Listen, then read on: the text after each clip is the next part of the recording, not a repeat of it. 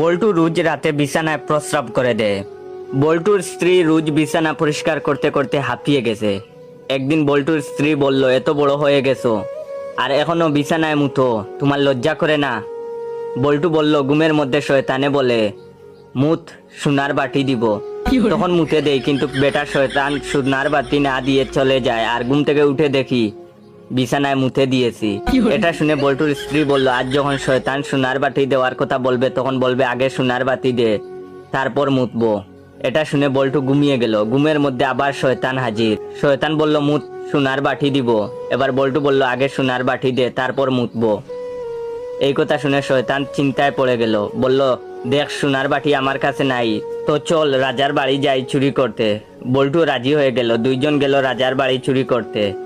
শয়তান সোনার বাটি চুরি করে চলে আসার সময় রাজা দুইজনকে দেখে ফেলে। শয়তান আর বল্টু প্রাণ বাঁচাতে দৌড়ে পালায়। রাজা তাদের পিছু পিছু দৌড়ায়। দৌড়াতে দৌড়াতে শয়তান ডাব গাছে উঠে পড়ে। পিছনে বল্টুও গাছে উঠে যায়, কিন্তু রাজা বল্টুর পা ধরে ফেলে। এখন উপায় না দেখে বল্টু শয়তানকে জিজ্ঞাসা করলো, রাজা আমার পা ধরে নিয়েছে, এখন কি করব? শয়তান বলল, রাজার মাথায় হাগু করে দে। বল্টু বল্টু শয়তানের কথা মতো রাজার মাথায় হাগু করে দেয়। তখনই বল্টুর ঘুম ভেঙে যায় আর দেখে বিছানায় হাগু করে দিয়েছে। সকালে বিছানায় হাগু দেখে বল্টুর বউ বেহুশ।